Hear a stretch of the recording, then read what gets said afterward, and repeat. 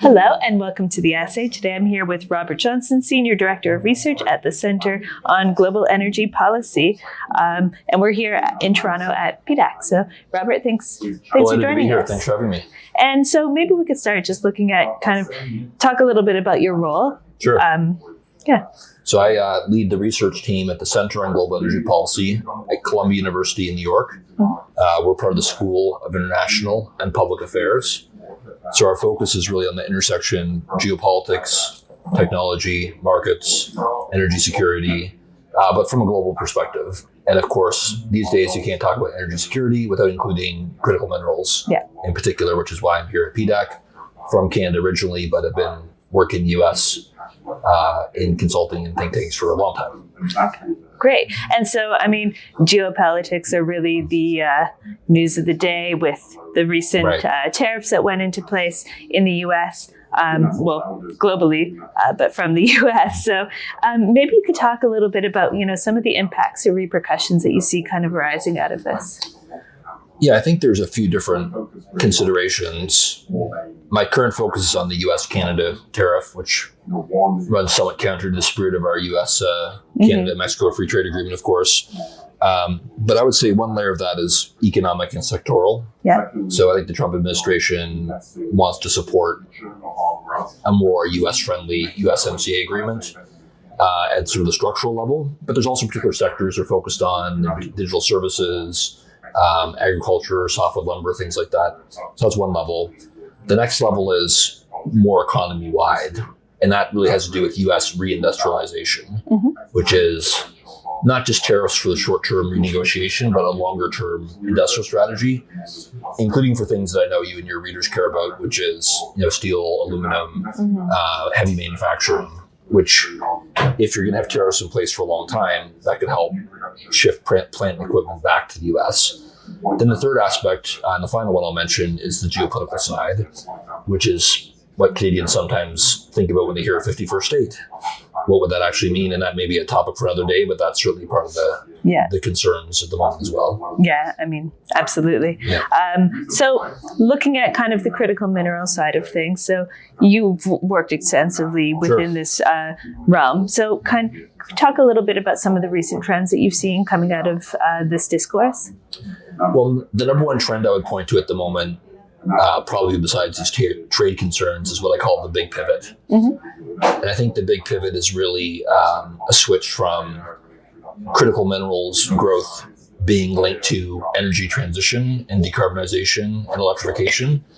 A pivot from that to a critical minerals conversation that's led more by national security and high-tech considerations. And it's not by any means that the decarbonization, electric vehicles and things like that have gone away.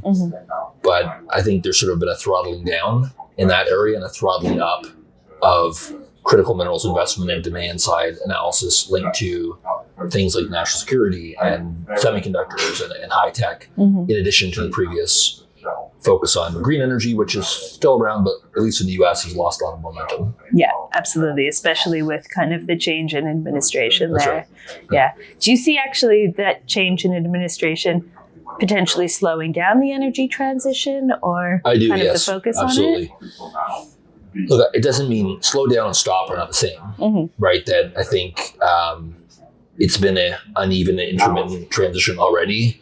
It was coming along fairly nicely, and then of course with the Ukraine war and the focus switched back to affordability and energy security, this is probably another pretty major bump on the road like that was. But this time it's focused more on the U.S. specifically. But obviously the U.S. is a large emitter. It's also a large financer of energy transition all around the world. It's a driver of new policy. Its companies set the standard in many ways, cities, states. So a lot of that is going to be on hold, or at least uncertain.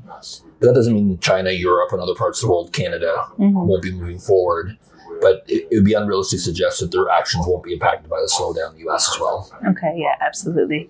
And so kind of changing a little bit, but some of your recent articles have explored about large-scale government interventions in clean energy production and how that kind of is shaping the energy landscape. Right.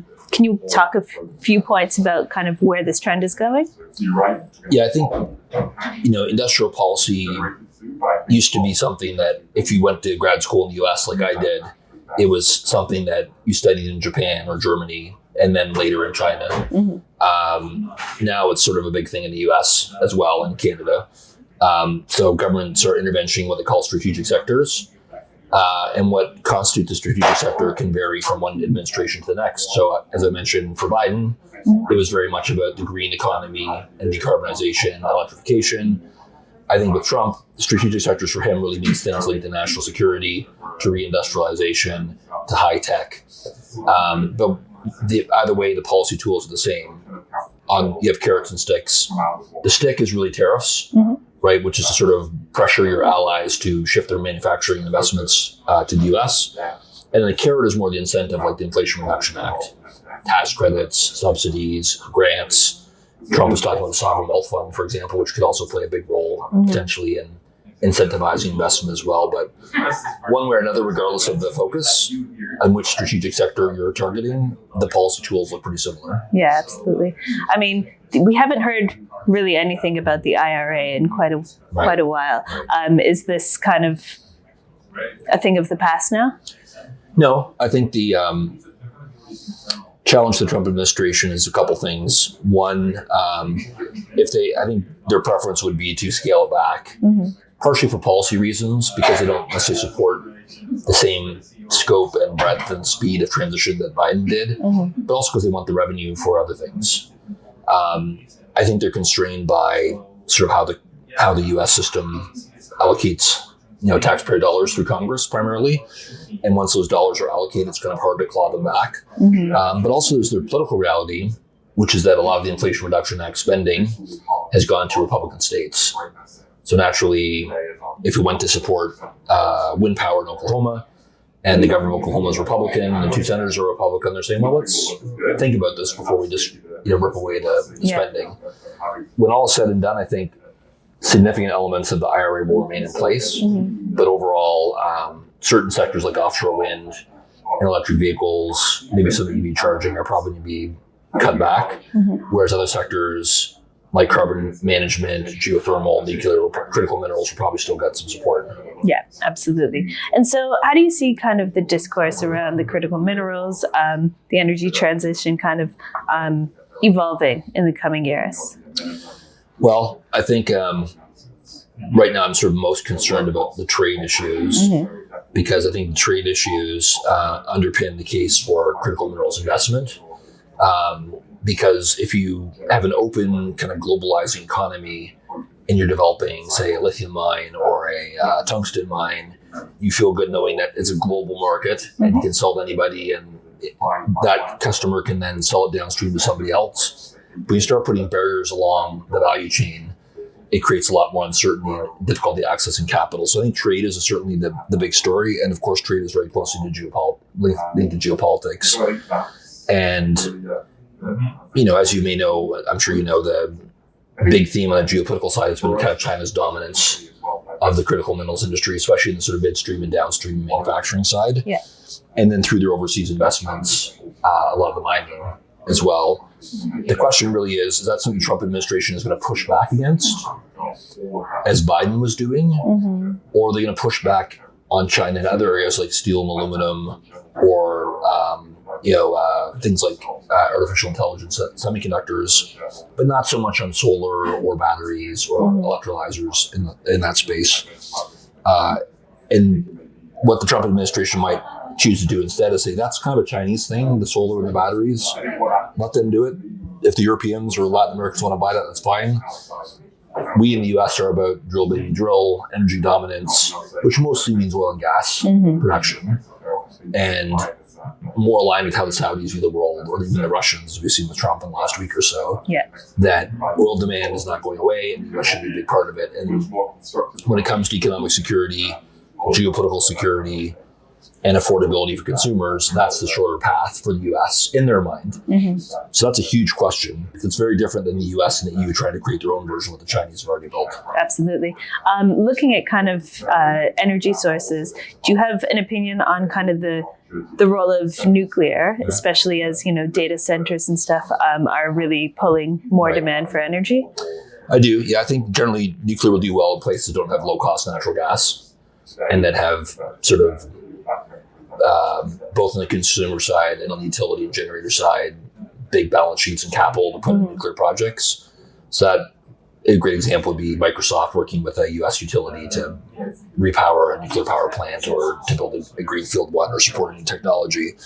That's hard for a lot of countries in the world to do. And it's also not necessarily logical for places that have very low-cost natural gas.